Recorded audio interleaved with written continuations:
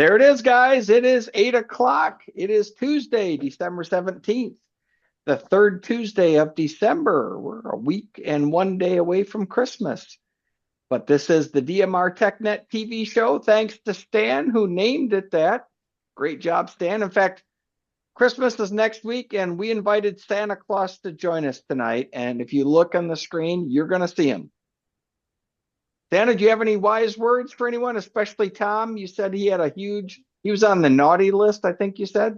Well, he's got to do a lot of good stuff between now and Christmas. Or bribe Santa, or bribe Santa. Santa might move you. So how do we bribe Santa? It's not cookies and milk. It's more like what, DMR radio equipment? Is that what it is? Oh, radios will do it. Accessories will do it. How about Jack Daniel? That might work too. Hey, by the way, Tom said he was making jalapeno poppers. And he's smoking them tomorrow. Is that going to work? Oh, I think that might work too. There you go, Tom. I'll keep that in mind. I got a fire in my chimney now, though, Santa. I see that. Going to be hot cross buns there if we try to get it. A log just rolled out. I had to run over there and fix it.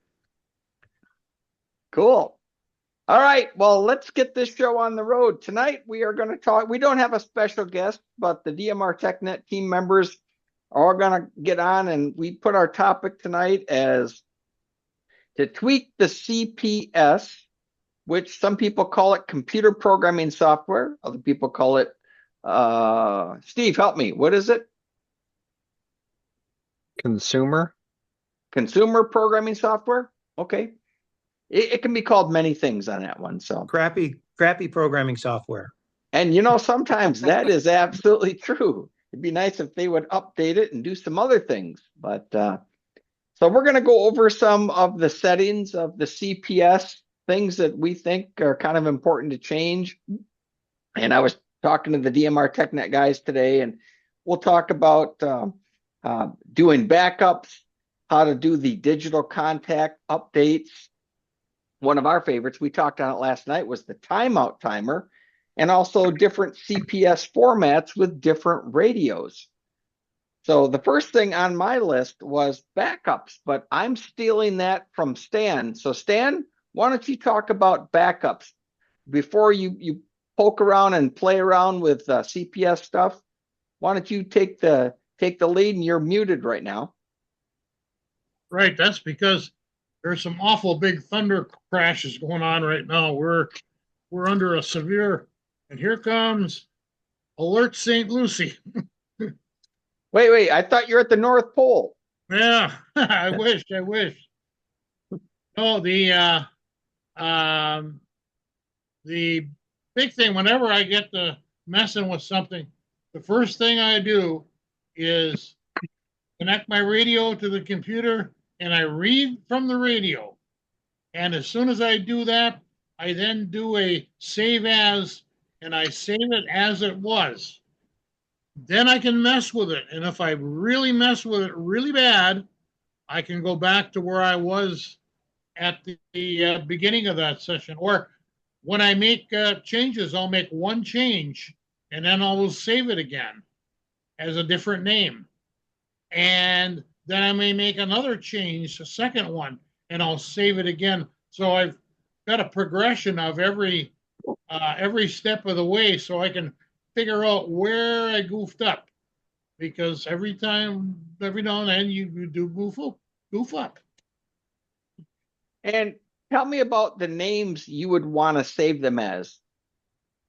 Are you descriptive with it, or what should be in the name, the backup name?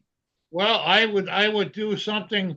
I've got the model number of the radio, I've got the date, and then something on, will be as found before modification, or adding this talk group, or adding this network, something so I have an idea of what it is.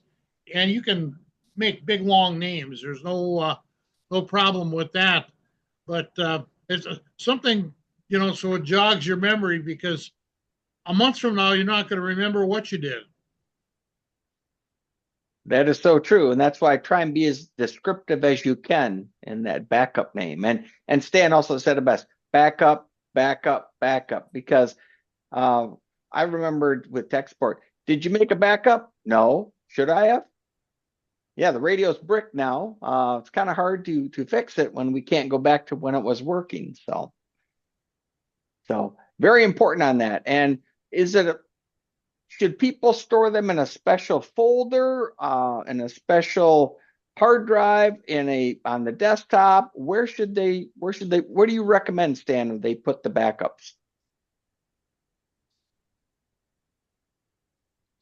And Stan is muted. He could be up at the North Pole. I don't think he heard you. He looks he's frozen. He's frozen, yeah. Yeah, he's at the North Pole. He's frozen. I store mine. Frozen in time. I do what Stan does, and I store it on the iCloud, And so like the only radio that I have that's got a separate CPS is the DB25. Everything else is open firmware. And even for that, like for the open or the 878, but I don't really ever update that. But like the DB25, so it's DB25 12-17-24. And if I'm going through if I make another one that day, I make it A, B, C, D, or E. And I save as, and I just do it. So I can go back one generation. If I make a couple changes, then the one that's B would be the next, and C, so I can screw up and go back one. But everything else that Stan does, that's what I do pretty much too. And that works great. I've never had a problem. Cool. Dave, weren't you telling us at a previous show that you did backups and very descriptive, and you never got rid of them? Anytime you did something, you did a backup. Is that right, Dave? Yeah, that's it. And they were pretty descriptive too. It would indicate that for this particular one, I added all the stuff in in the Detroit area, or that I had fixed or I made a change to the timeout or something like that. So yeah, and I've got stuff that goes back years. They're all go into a folder that's under DMR, and so in my downloads directory. So, and that's all backed up using Backblaze. So I have backups of the backups. Reminds me of when files had to be, what was it, 8x3 or whatever. Remember that? You couldn't go longer than. Can you imagine that now? Because what Dave said, I know you can have a great big long description. It really helps. Trying to remember. Thank goodness for that. Yeah, Ron, you were commenting. The only thing I mentioned is, or was going to mention is, I use Dropbox and iCloud both, and I generally back them up to both of them. The nice thing about Dropbox is you can go back like 30 days and pick up anything that you put out there. So even if you're back up all the time, but you want to go back to something else, just because the backup might have gotten corrupted over the network or whatever, I love Dropbox for doing stuff like that. It makes it real easy to go back to any position you want within the last 30 days. Plus whatever you put out there with different names on it. I mean, that's always good. And iCloud is good just because I'm a Mac person. It's just so easy to use. Comes in handy. It's nice to have choices, but that online cloud storage really does come in handy. Yes. So I have a question for everyone. When was the last time you guys updated your digital contact list? Yesterday. Today? Okay. Yesterday. Oh, yesterday? Larry, when's the last time you did yours? Last week. 2023. Yeah, that's about the same as mine. Well, the talk around on OpenGD77 puts the call in there, but on the 878 that probably needs it. But Yeah, 878 has talk around. Yeah. But it also has alias. Well, it also has other information. Tom, hold that thought for just a minute. Tom, you and Steve, so talk about talker alias, and I know that with most radios, you have to manually update the digital contacts. It doesn't do it automatically. But Tom, why don't you go ahead and start first? Well, with OpenGD77, it gives you the call. It gives you the um, it gives you the call sign and name of the dude, you know, Mhm. and can't really see it. But the 878, the best thing about 878, which isn't OpenGD firmware, is that it gives you the town too, I think. Yeah, it gives you the location, which is just kind of fun. It doesn't do that with the Talker alias. So you don't update anything. Um, I don't think you don't update anything in OpenGD 77, but obviously in the 878 or 578 or whatever, those radios pull it from inside the radio, like like downloading it, which I've always thought that's ridiculous. It's just ridiculous. You have to carry around all that information. In the last year or so, the all the radios are getting 500 contacts and all that. Remember, before some of the radios would only hold like like I think my 390 or whatever would hold like only Michigan. You know, only I could put in there just the call signs for Michigan. And doing that was a hassle, sorting it, you're downloading it, sorting it, all that, and then uploading it. No time. Hey, No time Tom, for that. real quick on your one radio with a GD77. What's the memory capability for storing contacts? Doesn't matter. It comes on the signal. I don't Okay. know what it is. It's small though. GD77 has Stan when he gets out of unfrozen. It's not very big. Yeah. I don't think you can put the whole world in a GD77 radio. Because I think it's 10,000 or something like that. Steve, Yeah. before I go to you, Kurt has his hand up. Kurt, what was your comment? So in the theme of our topic, things to tweak in your open or in your CPS is make sure your talker alias is turned on so you are transmitting that. So that would be a good thing. And then Tom, on the OpenGD77 software, the number of, if you do update it and pull the database in, it depends on what you put in your database. So like if you do call sign, name, city, I think mine on my RT3S, I can put in about 600,000. Tom, you're muted. So you put in you change that you change that setting to show just call sign because mine shows name and call sign. That's all it shows. But I could change that, you're saying? Yeah. So name and call sign is talker alias. You can also load a database into your radio from OpenGD77 from the Oh. CPS. You can download that from Radio ID, but then when you go configure it, you can tell it I want call sign, name, and like city, and that you want, I don't know, 30 characters or 40 characters, whatever it is. I don't remember what mine is set to on the length. And then the length determines how many entries you get in the radio. Ah, I'll have to give that a try. Yeah, I'll give that a shot. That's good info right there. sure, no problem. That's good intel. Stan's power's out. If you look at, I looked at the radar for Florida, and it's right on top of him. He's got a big red storm. Hold on, Down there, Stan's yeah. at the North Pole. He's not in Florida. Oh, Remember, sorry. he's at the North Sorry. Pole. Sorry, We're having a kids. heck of a I didn't mean to spoil anything. Well, that's why Rudolph with that red nose of his is going to help out trying to get help over to Stan. Steve, you're up next. Talk more about Talker or the 878 and digital contacts. So on mine, I haven't updated my contacts on my radios. I haven't touched the CPS in a while, several months. But I just turned on Talker alias from the front, using the front panel. And it seems to work fine. When the call sign comes up that it doesn't have it in the database, it will have the number for a second and then pop right up with the Talker alias. So I thought, well, I might as well just do that. What do I need to update the contact list for? So that's what I did. Good point on that one. And right now, make it easier. Make your life easier.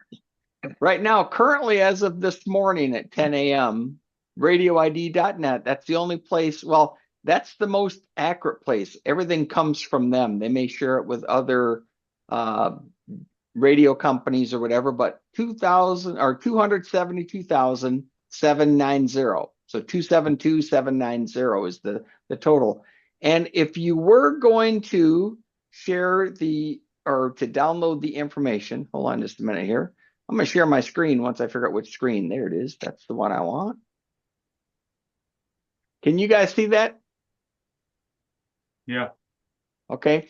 So if you go to Radio ID and you log in, Mhm. and if you want to join them, it's $12.99 a year. It's really cheap. But once you're in, you just go up here to database, go down to data dumps. Second one from the bottom is users.csv. This gets you all of them.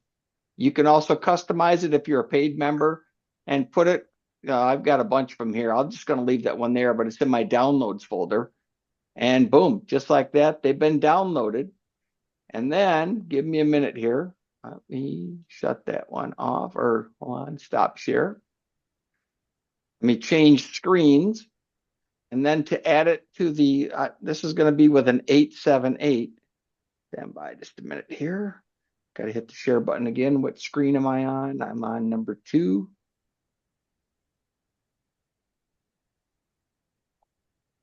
So this is what the Anytone 878, their CPS is. And you know what? I don't want that full screen, so I can get to it where everything's not in the way. Stand by just a minute here. Forgot with that at the top. So once you have that, all you have to do is you go over. First, they want you to make sure that you have your COM port set so you can read from the radio. I already did that. So that's what you're seeing on the screen. And then you go up here to Tool, scroll down to Import. We're going to import the digital contacts only, which is this one right here, digital contact list. And it says, where is your file? I put that in downloads. It's number 4. I did that, hit OK, and then import it. It takes some time to do that because there's a lot of files in there. You got to sit and wait for your computer to catch up to you. And then once it's done, then you can write that to your radio, and that will update the digital contacts you have.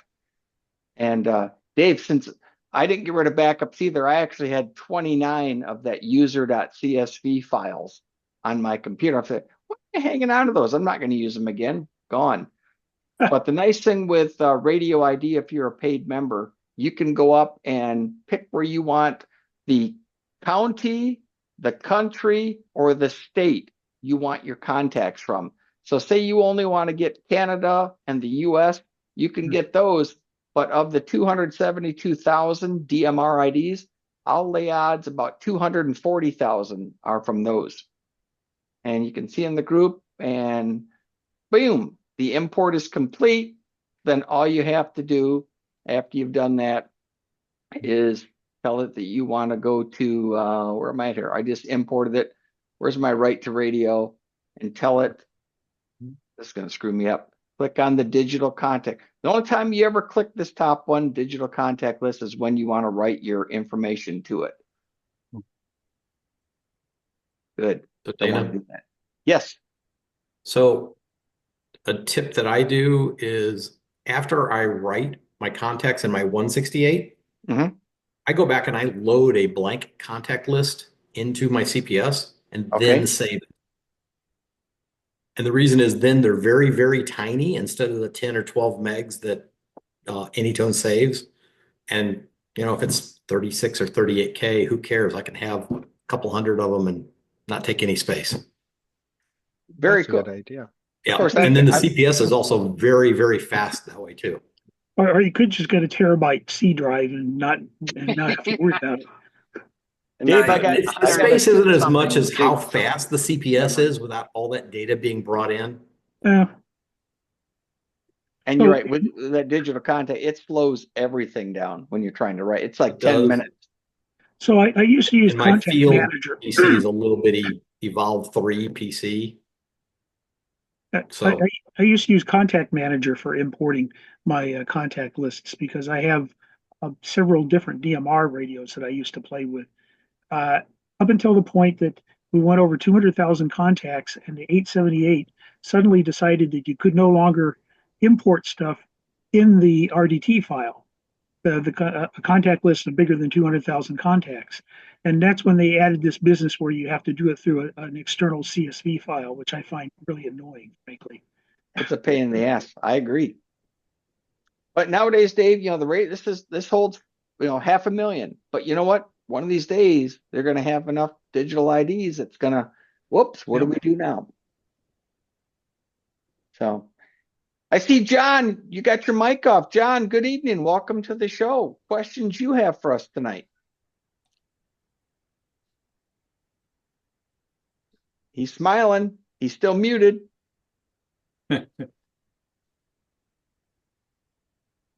I saw your lips move. I didn't hear anything.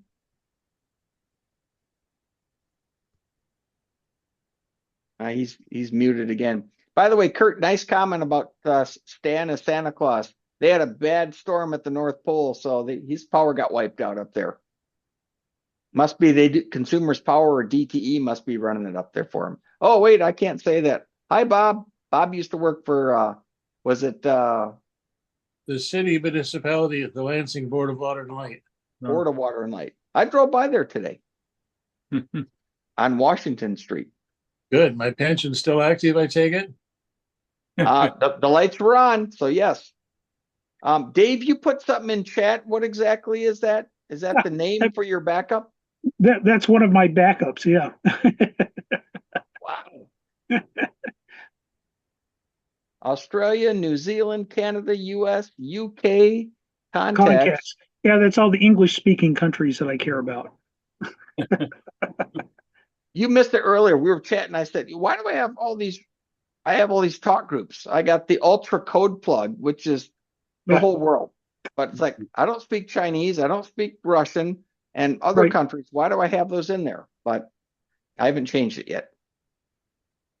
Yeah, so. But just in order to be able to keep the number of contacts down to a low roar, I only just pulled in the contacts for all the English-speaking countries. I figure that's pretty good. For a long time, that was below 200,000. Matter of fact, I think it still might be. I was going to say, I did a check where, let's just say 250,000 total contacts, and I picked the US and Canada and Europe. And I got, out of that 250,000, I got like 230,000. It's like, whoa. Yeah. So I didn't really save that much. So last night on the show, Tom and I were chatting, and I went over I have the timeout timer set on my radio as 210 seconds, which if you do the math, that's 3 minutes, 30 seconds. But most repeaters and most hotspots will limit you at most to 3 minutes, sometimes 1 minute or 2 minutes. And Tom made a comment last night about, Dana, you need to adjust that timeout timer of yours. So I've got mine set for 210 seconds, but maybe I should jump it back to 180. Tom, you want to talk about that? I don't know where to do it. Tell me where to do it. I never have trouble with it. I think every time I see that on any radio I have, I put it I put it on infinity. I don't like timeout timers. I got too much to say. Before I share my screen, Sven, you have a comment? You've been using DMR and radios for a while. He's got to unmute himself. He's still working on it.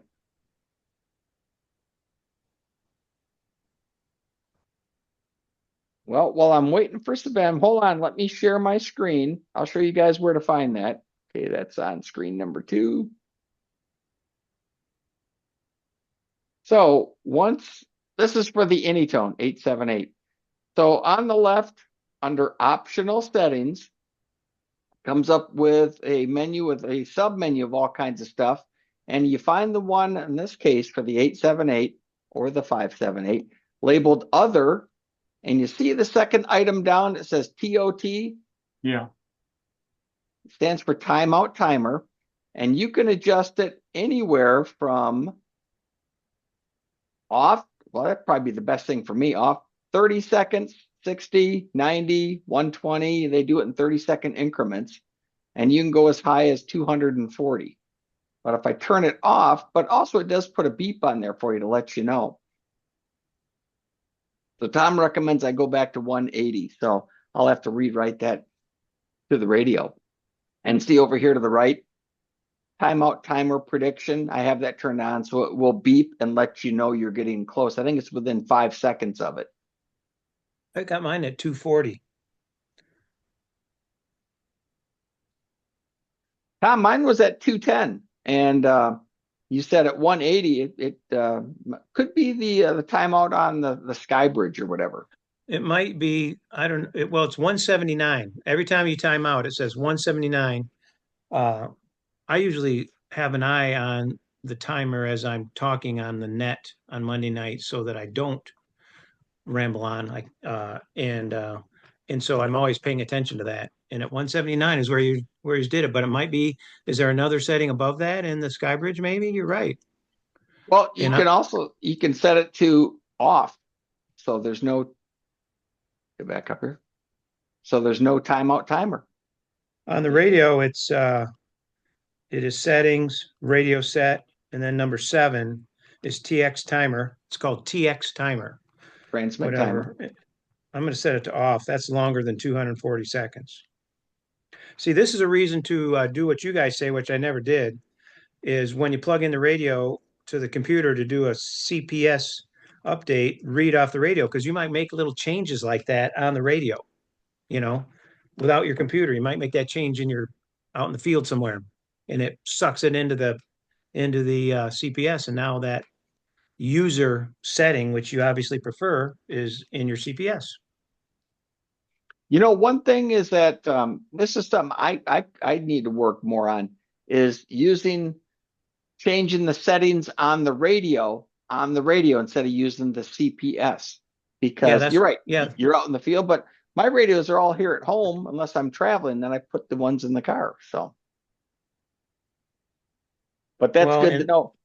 Yeah, the whatever word you want, however you call it, the user. It's called TX. It's different. It's labeled different things in the radio than on the software. That's one of the problems that I don't like about using these radios. That and sorting, you can't sort on the CPS at all, really. You have to export it to Excel to do any kind of manipulation of your data. And Dave will nod his head on that one. Everything can sort. Everything sorts. Everybody uses Excel. Everybody understands a spreadsheet, except for the Chinese. So Yeah. Ralph in Germany was trying to do something with the Excel spreadsheet and was getting all messed up. So the one that I have, this Australia, New Zealand, Canada, US, and UK, as of April, which was the last time I pulled it down, it already had 240,000 contacts in it. 244,944. Yeah. You might as well just download the whole thing. There's only 272, I think, overall. Right. And on that same date, I downloaded the entire thing, and it was only about 260 something at the time in April. So, so in order to be able to fit this, I also have an older 868, and it only has 200,000 space in it. Yeah. Mm-hmm. Steve and I were chatting. They did an update. I don't know if it's a firmware or whatever, but used to be when I was done transmitting and you wait about 2 to 3 seconds, you'd hear the beep. All of a sudden, the beep disappeared. And Steve, you want to talk about that and how to try and get the beep back after you're done transmitting so that someone doesn't, it's a good rule of thumb. You don't jump on there. It gives a little break. Well, I don't know. It's a hit and miss for me because it keeps turning on and off. So I think it's an anytone thing. I'm going to try my next radio. I think will be one of those something I can use GD77 firmware software on. Give that a try. That or the M1KE. Have you seen that one out by the same people who do the Shark RF? They have their own. It's a Shark RF with a DMR radio all in one unit for 300 and I think 300 something euros. Oh, we checked it was 367 or 376 US dollars to the euro or something like that. Tom? Mike 1KE. Tom, are you familiar with that radio?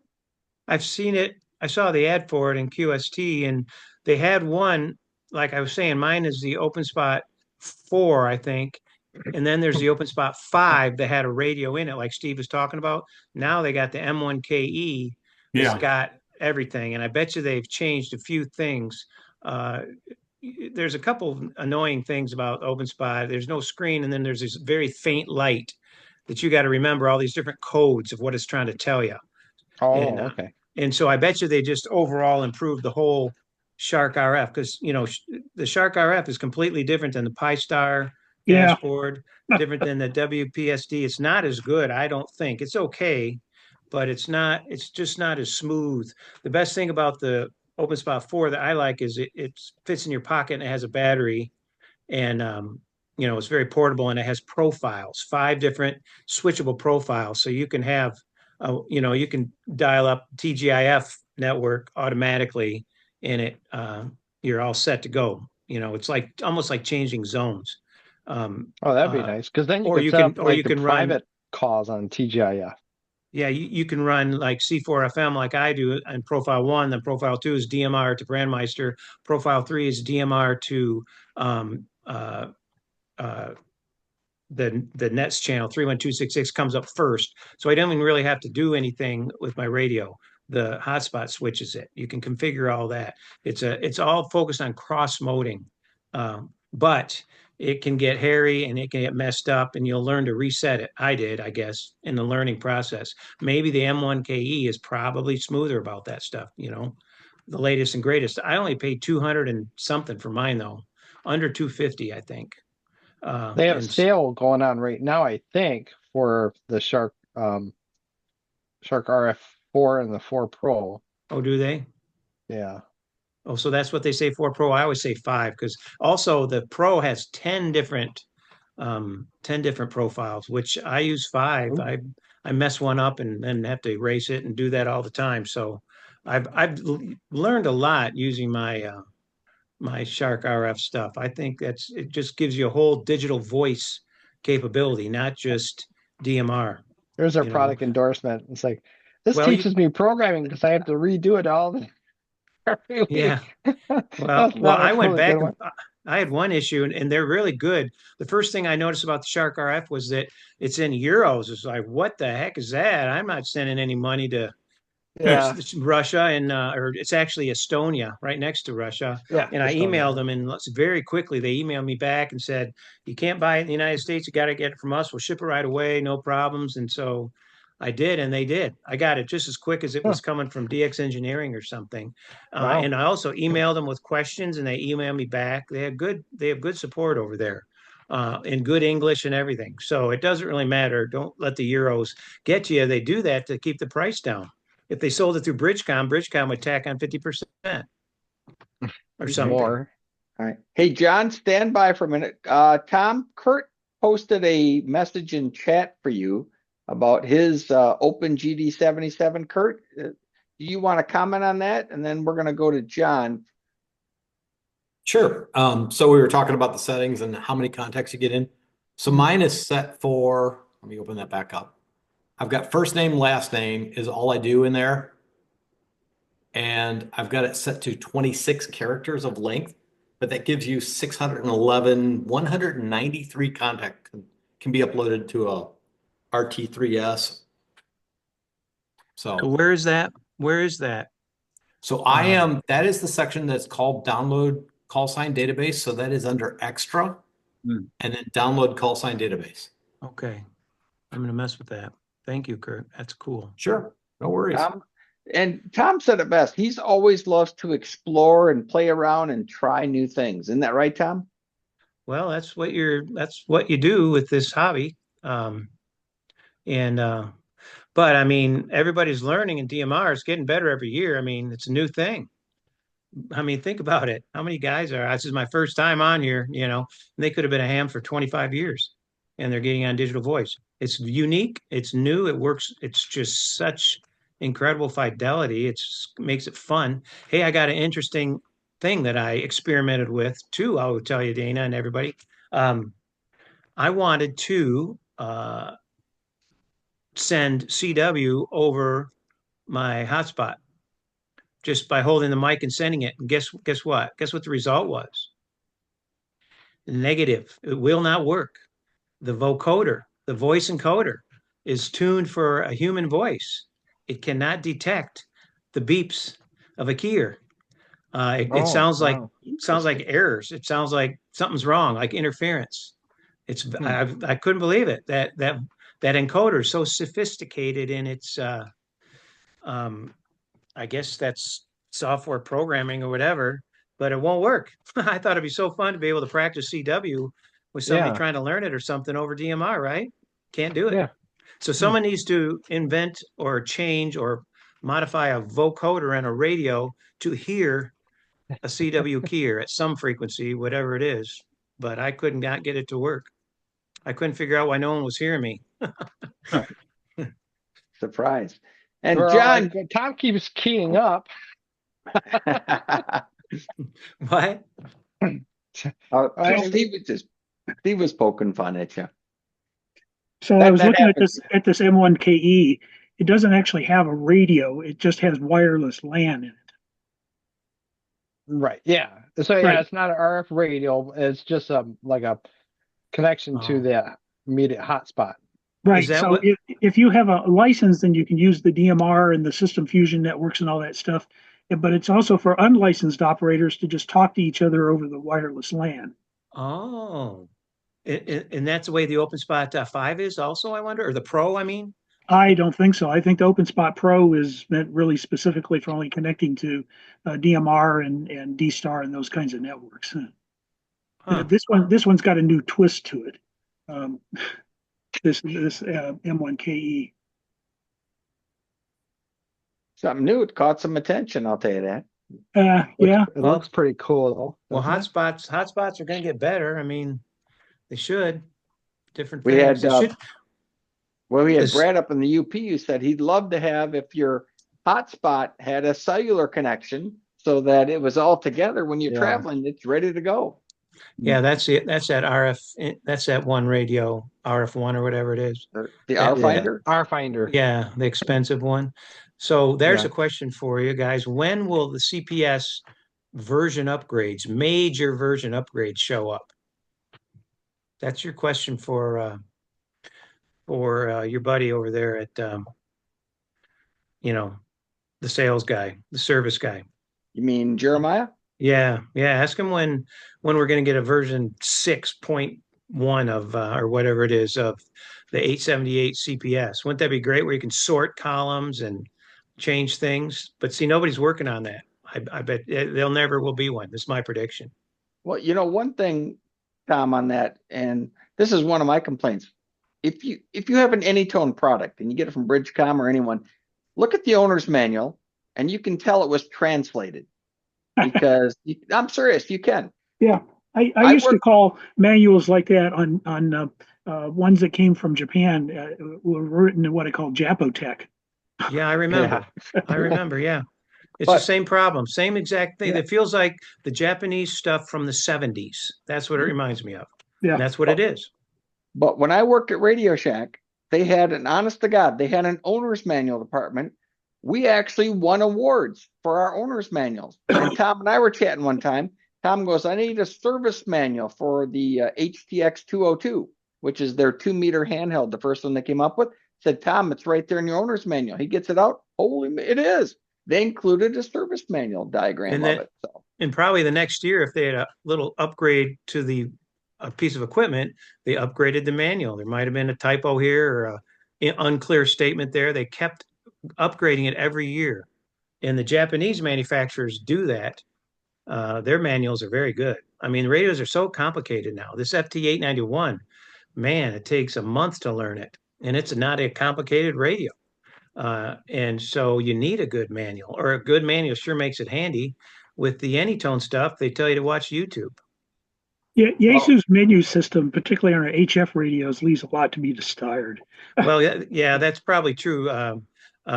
Dave, because I just have this one radio, but it's the most sophisticated radio I've ever had because of the different things you can do to it. Steve, but what exactly? It's not getting in focus, but this is the nifty mini manual for the ICOM IC 7300. So it's a little Yeah. Yeah. Yeah, and nice manual. I end up getting nifty manuals for every radio that I can possibly get them for. They're very useful. Yes. All right. Hey, I put them on. John, unmute yourself. Say hi. What questions do you have? Oh, is this working now? Hey, I see it's working. Yeah, no questions. I just letting you know, I think I figured out my mic problem. I had my radio hooked into it when I was listening to FT8 and I forgot to unplug it. But just sitting here listening, but my biggest problem, Dana, that I'm gonna be emailing you about is I got questions about hotspots and how they work with the repeaters and everything else. I've been having a lot of trouble with trying to get on repeaters that when I can find them. And I just need help with my hotspot. I want it to be able to work with DMR, yeah, the DMR and the TGIF. And when I set it up the way I was told to set it up, it doesn't want to work. TGIF says I'm transmitting, but nothing's coming back to my radio. And when I reset my hotspot to just work on DMR, that's the only time it will work. Any other time, I'm getting nothing. Hmm. Drive me Well, nuts. it's and I've got the Anytone Skybridge, but the key word I think, and Tom and Steve will probably, you've got to have padding. The Skybridge works on many networks, but you've got to let it know which network you want to talk on, such as TGIF. Thank God it's Friday. Their network has to start. Every Right. talk group has to have 7 characters in it. Most talk groups are 5, maybe 6 or 4, but you have to start with 5. So such as our DMR talk group on TGIF, the 31268, in the code plug for it, and Steve will confirm this, it's 5, which means TGIF, 0 is padding just to fill up a space, Yeah. Yeah. 31268 DMR Tech Net channel. That's if you have if you're doing multi-networks. If you're just doing one TGIF, then you don't need a prefix that's set for that, whatever that master is. But if you add one, then you have to do a prefix, and that's all kind of set up as a convenient way. I mean, the Pi-Star I had originally would set up as a 7 for the prefix for Seven- TGIF. 7.0 is 7.0 is YSF, isn't it? Yeah, Well, 7.0. on my Pi-Star when I set it up for some reason was 7. It's just I found something online, add TGIF, and it had a 7 prefix. So that's whatever you want it set for. So you can change those. You just have to make sure you change them in all the places of that configuration.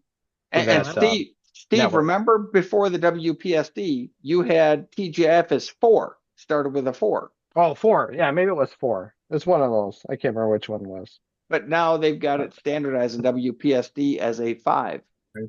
Yep. Yeah, and I went through the old Pi-Star that I had, my little, where is it? It's here somewhere. But I went through it and then changed them off from 4 to 5, so they all match up. So when I take my handheld out on the road with my little Pi-Star 0, then it would be the same. Can you guys see my screen? Yes. So I'm in the DMR configuration. Oh, look at all the Brandmeister. colored tabs.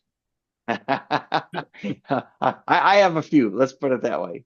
And here's if you want to do DMR Plus or free DMR or H-Blink or custom network settings, it starts with an 8, uses the 8 talk group prefix, John. So that's what we're talking about with that. Where here's System X, but hold on, let me just scroll down.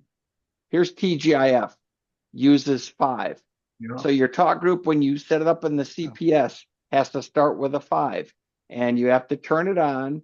You have to make sure you have a security key from TGIF. They give it to you for free. And since I have 3 hotspots, that's why you see the ESSID. You can go none. Since this is my number 1 hotspot, that's why number 1 in my car is number 2, and my SUV is number 3. That's how I got mine set up. And then if you do XLX, and Tom would talk in that, because Tom does YSF. Is that right, Tom? Yeah, YSF is 7.0. That's what I was saying. Yeah.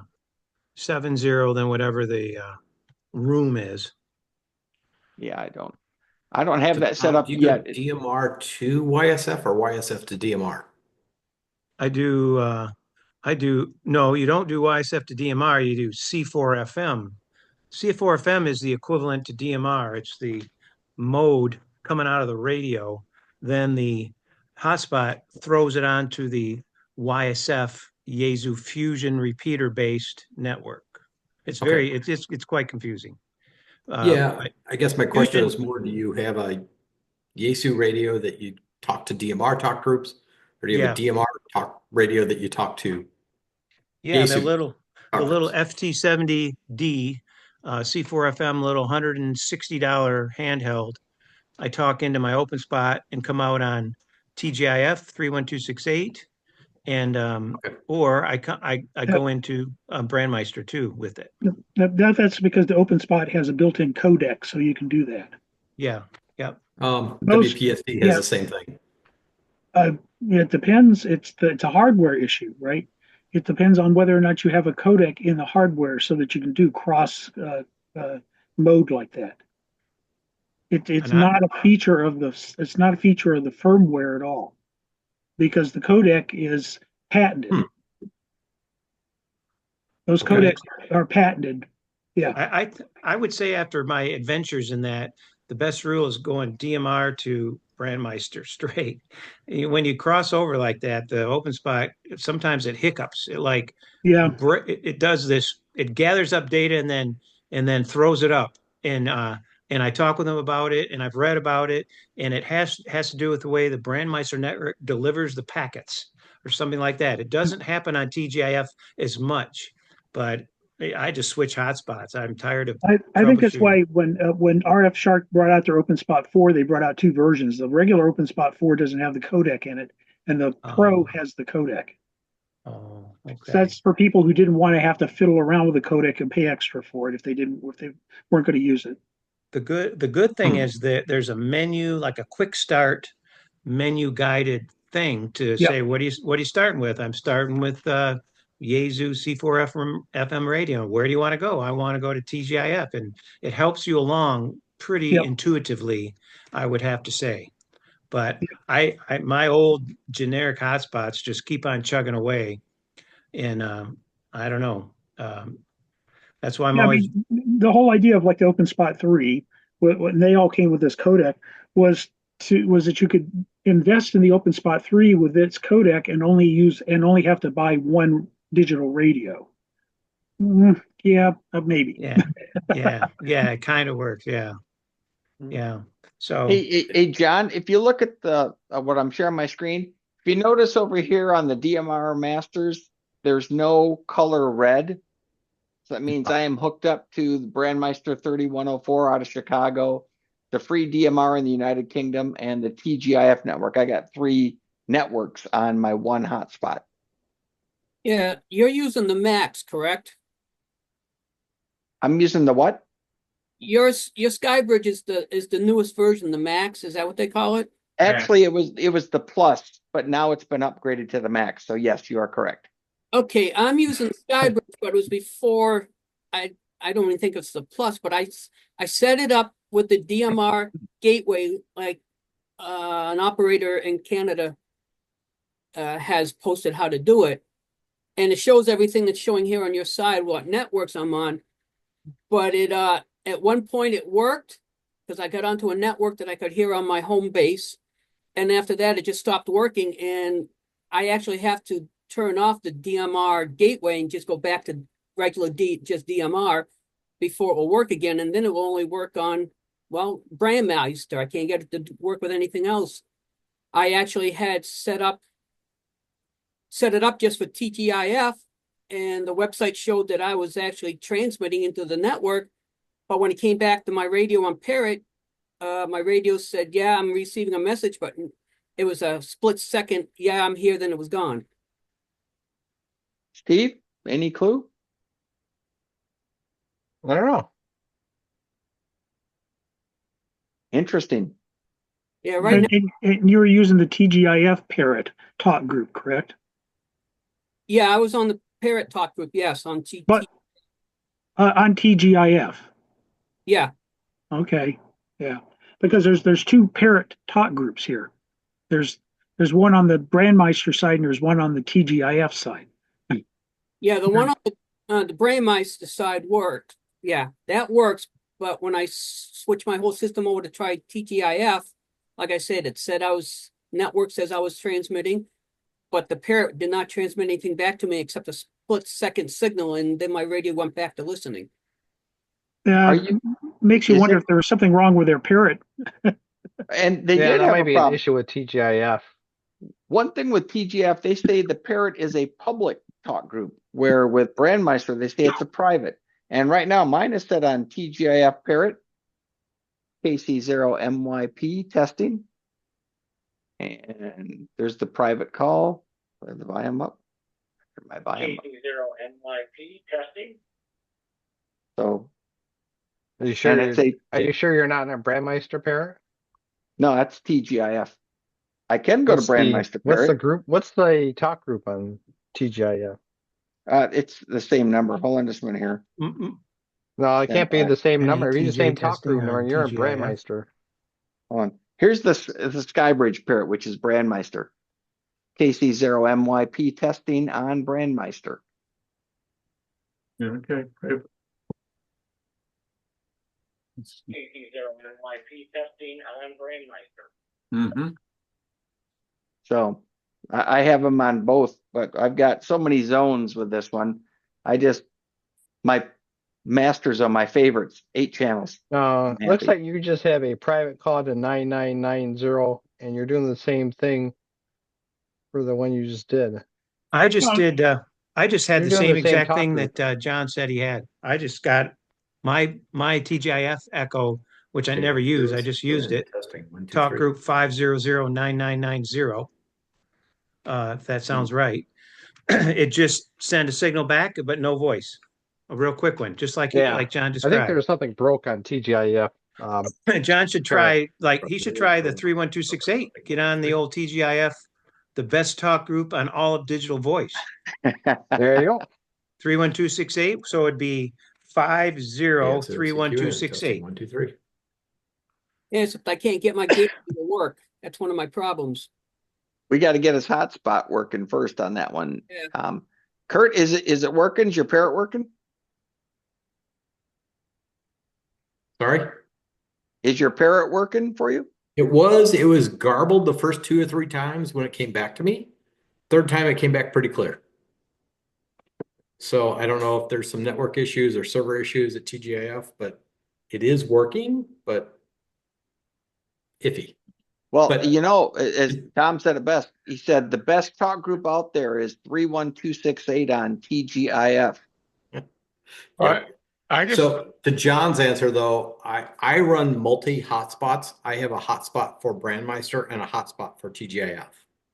So I don't have to do any padding or anything like that. It just, I change channels, it changes frequency to the hotspot and goes. Alan? I have TGIF parrot on mine, and it worked fine. And then I have a TGIF Brandmeister, and it worked fine. Yeah, and it could be my network too, because I'm running video right now on Zoom, and it may take the QoS to kick in and a split second to kick in. So that may be why it was garbled the first couple times. And Kurt, also, you've got so much equipment and networks and all these different networks that you operate on.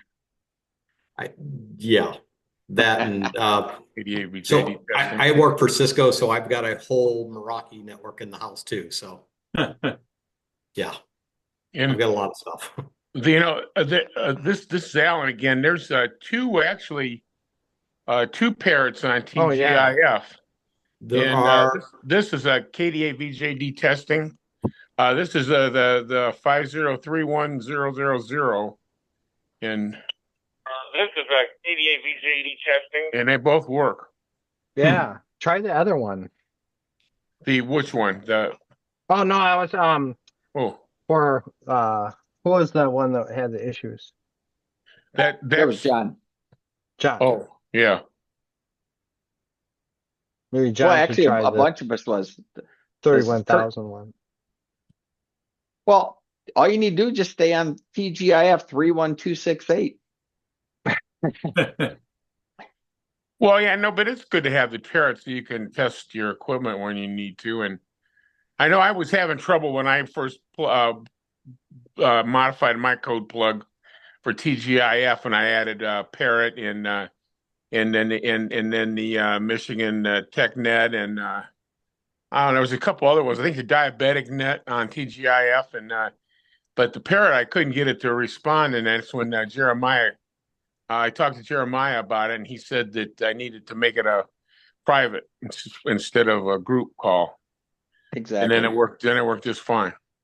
Both of them did. Yeah. Hey, John, here's another tip for you with DMR. If you want to listen to a talk group or a channel, you got to push to talk. You got to kerchunk that channel. Even though it shows it on your screen, you're not connected to it. You won't hear anything until you kerchunk and get on that channel. And it will stay there. Because a couple times I'm sitting there, God almighty, I don't hear anything. I'm not hooked up to it. You got to kerchunk it. It's called creating a static connection to the talk group. And in Yep. Brandmeister, you can make those stay full time, but they don't always stay full time. I've noticed. You sometimes have to kerchunk it anyway. It forgets your static connections.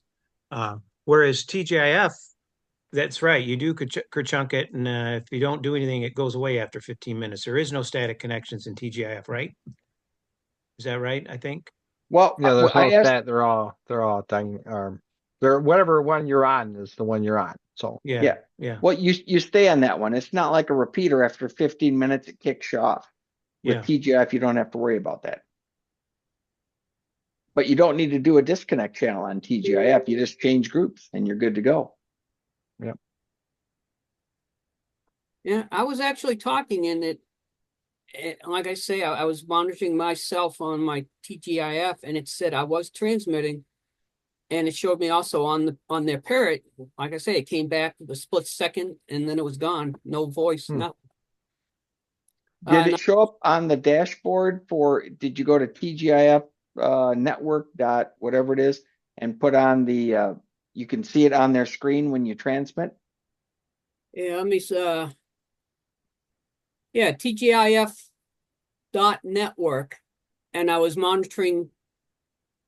I forgot where I went, but I was able to see who was on. And when I keyed up, I came up. It showed me that I was on parrot. And when I unkeyed, it my radio came back for that split second saying it had a signal, but there was no modulation at all. And that's where it stays. But when before I tried the gateway, I just programmed my SkyBridge for a TGIF, and I got on the talk group to get me onto the East Coast network monitor from my house, and I came across that no problem. But after that, nothing seems to work except going. I can get on Brian. Yeah, I'm very easy. It works, but nothing else wants to. Yeah, Dave. So I just turned off the gateway and went back to the way it was, but I want to be able to talk on the two different networks. Dave, did you have a comment? I don't know. I was just thinking, instead of worrying about whether or not Parrot is working or not, if you could just get on a talk group that's busy and see if you can get in and people can hear you and have a conversation, and maybe you know that it's working. Which talk group is that that's busy? 91. But the problem is you can also talk group. You can set your modulation level, which is definitely something you need to pay attention to on DMR. But I do the same thing that Dave's saying. I just get on there and see if Dane is around. He's usually on 31268. TGIF. TGIF. As well as 31266 on Brandmeister, Michigan Nets channel. I don't get on 3126 statewide Michigan because of that 10-minute limit. And I don't need to get talk group banned again. He's afraid being banned again. I'm afraid I could get banned. That administrator for 31268, he's a tough SOB. If you get on Brandmeister 9990 pair channel and talk for over 10 minutes, will you get banned? Good question. Oh, by the way, hold on. Steve and I were discussing this.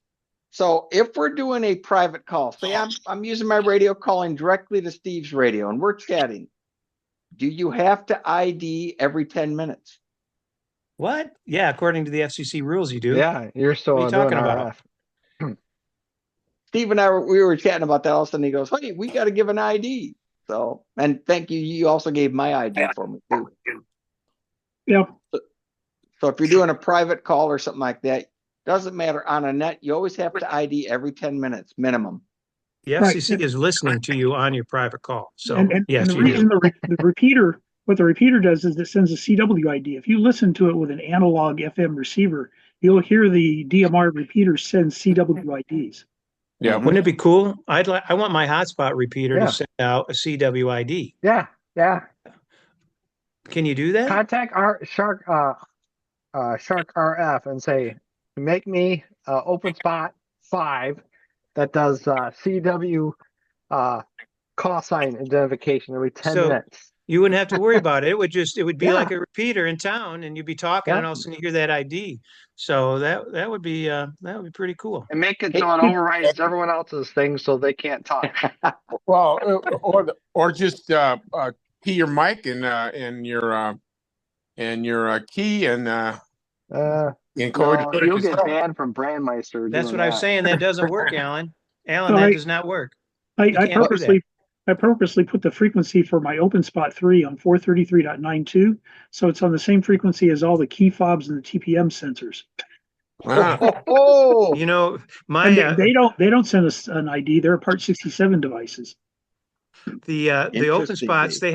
they have a CW function where it will tell you what profile you're in, or if the battery's low. Oh, And I've okay. had several people come into my house and they say, "What's that sound? What's beeping? What's going on?" I'm so deaf, I don't hear it. I don't even hear the thing, and I have to go in and turn off the settings. So It's it'll- such Tom's checking his microwave to see if his chicken's done. So the open spot will let you know if there's a problem with CW, but you can't program it to do CW then. I don't Yeah, think so. I can't hear it I anyway. don't think I've ever seen an option anyplace on my open spot 3 to have it set up a Okay. CWID.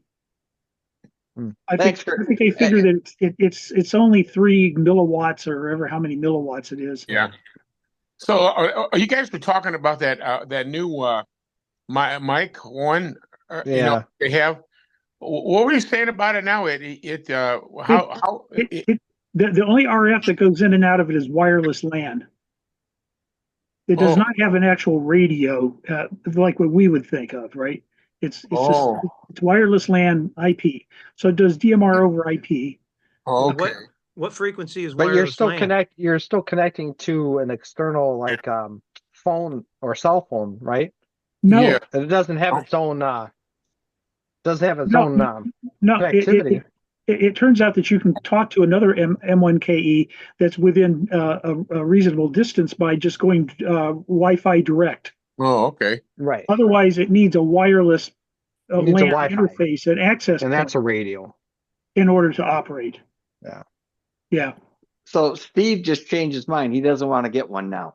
So if you I use a know, cell I phone know. and you turn the hotspot on, your wireless LAN hotspot on your cell phone, then Yeah. you can use the M1KE with it Yeah. any place, right? Okay. Yep. Any place that you have cellular coverage for your cell phone. I'm I gonna just wait for gotta the bring it price up, to go Dave. down and other people to test the first version of it. Maybe I'll get the second version. Okay. The one that has the built-in cellular net. Well, you know what, Steve, this is what in 2 weeks we're talking about on the final DMR Tech Net of this year. We're talking about what do you want to see happen in 2025 or what new features or products or whatever. And Tom's already brought up a couple. You brought some. Dave gave us some idea on a couple. So you're saying though is then you can take your cell phone with your wireless LAN, your cell phone with you, and as long as it's connected or that, well, you got to connect the M1KE to it, with your user or your user ID and password. Then you can take that and use it like, you could talk on DMR or any of the other Yep. networks with I see. Okay, with that. Right. Well, that makes You don't need to carry your handy talkie around with you anymore. yeah, Right. it's sort of. I don't know. I mean, Why would you not want to carry your handy talkie yeah, around? no kidding. Yeah, after you got a bunch. Well, because if you got a handy talkie like an Anytone and you're like in a different state someplace and you don't have a code plug for any of the local Oh repeaters there, then the easiest thing to do is just yeah. take the Open Spot 3, which has a battery in it, stick it in one pocket, stick the cell phone in the other pocket that the Open Spot 3 is talking to, and then use your Anytone to talk to the Open Spot. But what this M1KE does is it essentially eliminates two of those Right. devices and puts them together. You know, Yeah. So you're just making it a little less yeah. or some, I guess, is what it is. Yeah, a little more convenient for like traveling and stuff. But you know, for traveling, I like to use my my R Finder. Yeah, those are nice. Show that. Oh, Dave's Yeah. got one right there. Yeah. Yeah. Yeah, but I can tell you though, there's a lot of weirdness going on right now because the guy that owned R Finder essentially sold all the software and code and everything to Unified Radio. Oh no. But they still own the hardware, and so they're still selling the hardware. But now Unified Radio is responsible for supporting these things. Oh no. That's Unified why. has their own radios they call the ComJots. So Oh yeah, I think I can see the handwriting on the wall on this one. That's Yeah. why there's all those drones are flying around. There you go. Yeah. Hey, Larry, did you see? I think John Vassell has the R Finder. Did he show that to you? No, he didn't. No. He showed it to me at Field Day at the Rayner Park in Mason. Okay. I Shark was RS impressed. Well, now- going to have a new advertising slogan that says, "Is that an open spot in your pocket, or are you just glad to see me?" or, is it, or are you just flashing? Yeah. Just flashing. But What's that beeping sound? Oh, my turkey's done. now this R Finder is already running Unified Radio firmware. It updated a couple of months ago, and I didn't know what was going on at the time. But now it's branded Unified Radio, and believe it or not, it actually runs better than it did before with the R Finder stuff. I used to have problems with the DMR over IP, usually bombing after a few hours. Now I've had it running for several days and it's still running. So, you know, maybe they've actually managed to fix a few things. Yeah, maybe it's a good thing. I'm trying to remember at Dayton the Hamvention, what's his name? The guy does repeaterbook.com. He was at, I thought it was R Finder's booth. They gave him a little segment to do his stuff, but he didn't mention. I thought it was R Finder. I could be wrong in that. Tom, you would know because I remember you were there, but I don't know. Yeah, you went in and talked to the guy at Repeater Book. Well, the guy at R Finder was Bob Greenberg. He's a guy from Jersey. And the last we hear of him is that he's gone to Mexico. I guarantee you that's what the rumors are, is that he skipped town. Wow. And he's the one that made the contract with the ARRL to become the official repeater atlas for the ARRL. And for a bunch of other countries' official repeater books.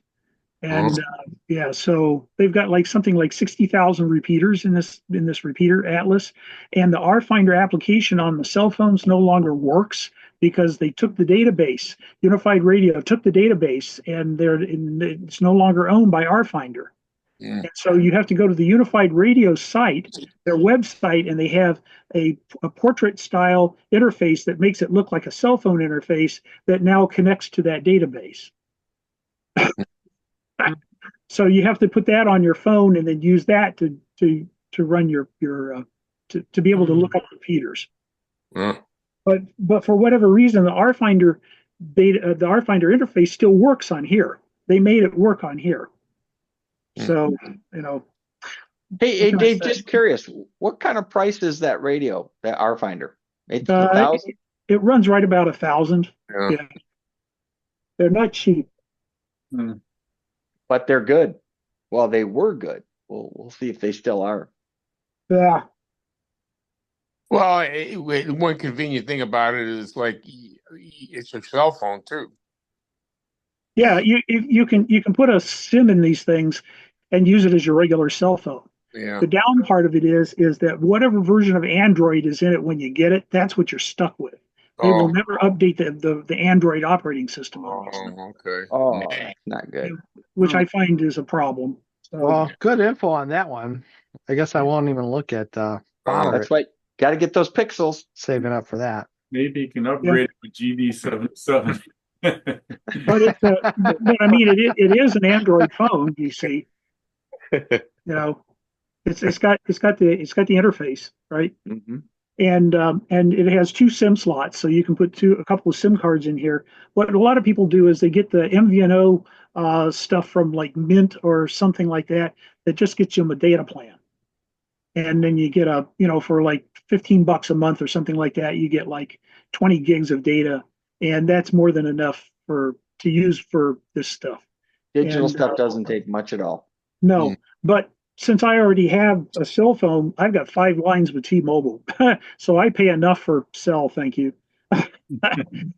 So It's supposed to be $100 a month for 4 lines. What is it? yeah, I'm paying over $200 a month for 5 lines from T-Mobile. Yeah, Well, T-Mobile Tuesdays. So. it depends. When you first sign up, you get all those good deals, but then as you expand your horizon, now you get skunked into it pretty good. Mm-hmm. Yeah, well, like with me, I have a family and I have like other devices like tablets and watches added onto there, and your kids still want to be on their plan. And I just got mine below 300. Sharp-eyed people on here will realize that that's the TARDIS and it's got Christmas decorations on it. Nice. I like it. Hey, I have a question for Bob. Bob is relatively new.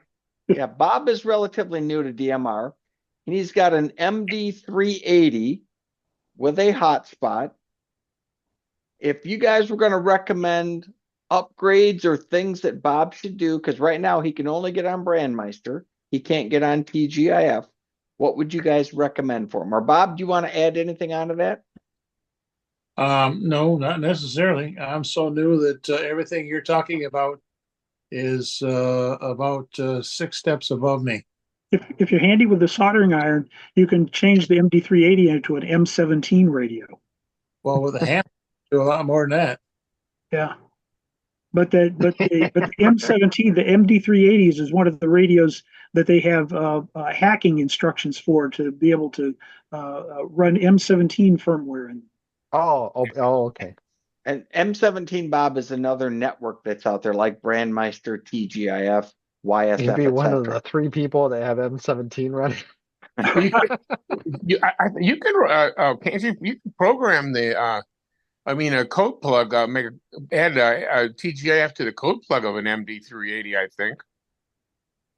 Yeah, well, but M17 is a completely different network. Yeah. Well, it's not just a different network; it's a different encoding, right? Oh, yeah, right. Yeah. It's completely different. And it's open. It's open source. Stuff. It's open source. Right. It is not patented. Right. Yep. Okay, right. that's the big deal about it. It's free. Yeah. It's free as in free software. Right. And and CSI is the first company now putting out a commercial radio that you can buy that runs M17. I saw that, CS7000 M17 Plus. Yeah. Yeah. So they are now shipping those radios. Yeah, but I wonder how many people are on that. Well, it's a network, but how many people are on it? I'd say 3,000 approximately. There's a very active Discord server with M17 folks on it. Correct. So that you can talk to these people and and work on getting things set up.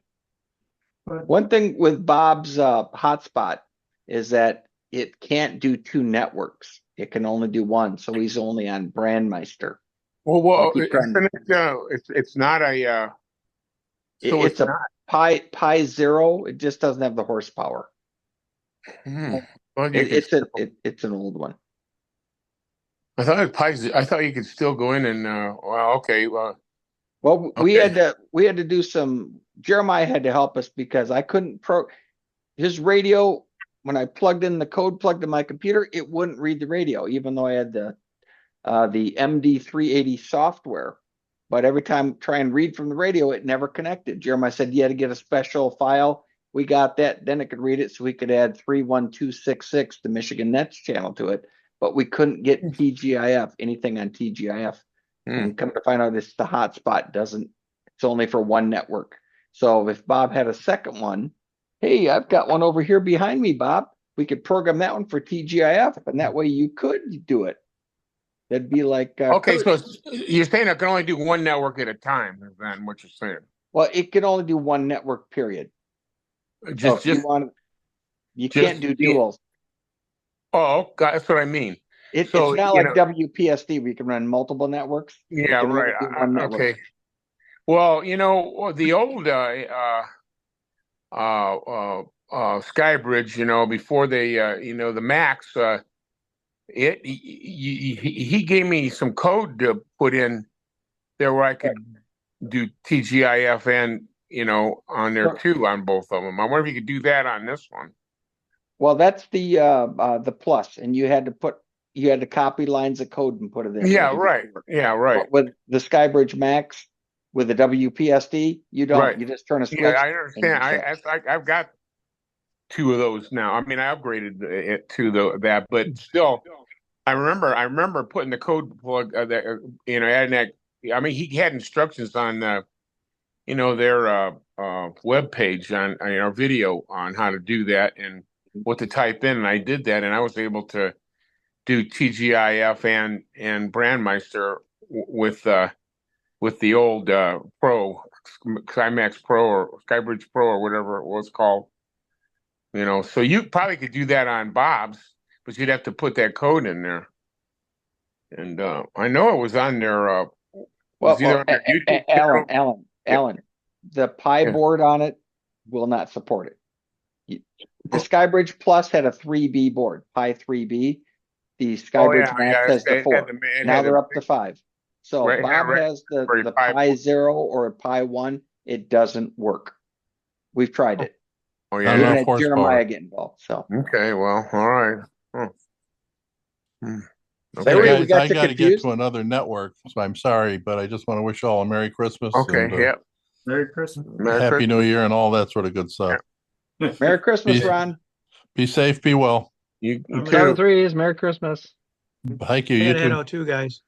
I got to get up early and go to the dentist. So yeah, I have to get up early, go to work. Yeah, I've got an RVRN video net going on right now. Okay, well, cool. All right, well, 7 threes, everybody. We're past our time. Thanks everyone for joining us. Happy New Year. We'll talk to you later. Yep. Happy New Year, everyone.